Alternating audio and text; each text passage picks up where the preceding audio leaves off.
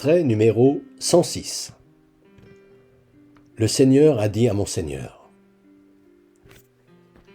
Jésus enseignait dans le temple. Comment les scribes peuvent-ils dire que le Messie est fils de David, alors que c'est David lui-même qui a dit, sous l'inspiration de l'Esprit Saint, « Le Seigneur a dit à mon Seigneur, siège à ma droite, jusqu'à ce que j'aie mis tes ennemis sous mes pieds. » Si David en personne l'appelle Seigneur, comment peut-il être son fils ? Ce texte, que je connais par cœur et sur lequel j'ai l'habitude de passer sans y faire attention, m'apparaît d'un coup d'une richesse rare.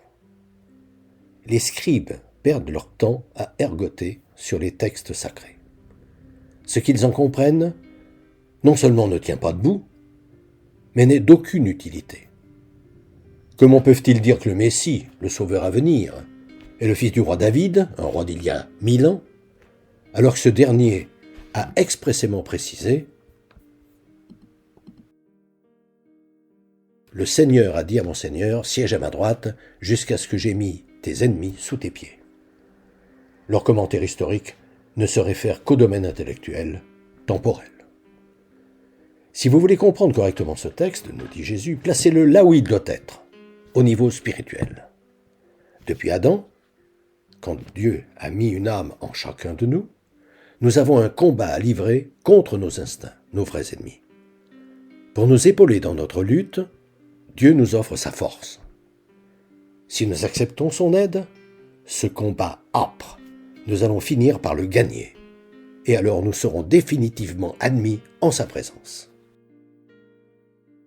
Par exemple, de même, le Fils de l'homme doit venir dans la gloire de son Père, avec ses anges, et alors il rétribuera chacun selon sa conduite, veut dire, quand vous vous déciderez à laisser votre âme, cet Esprit Saint, ce souffle de vie qui provient du Père, notre Créateur, et les intuitions qui en proviennent, ses anges, vous dirigez, votre joie sera parfaite.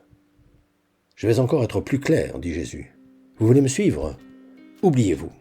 Pensez à toutes celles et ceux avec qui vous vivez. C'est pour que vous vous en occupiez que le Créateur vous les a confiés.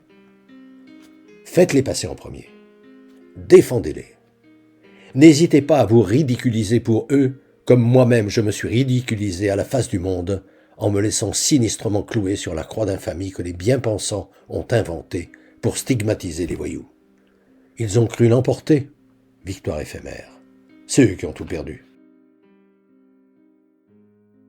Et même tout perdu. Vous voulez devenir mes disciples ? Alors laissez-vous guider par votre Créateur.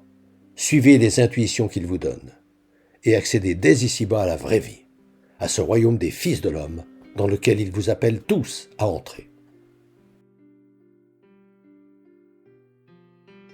Depuis des années, environ une fois par mois, j'envoie une lettre d'information spirituelle à tout mon carnet d'adresses.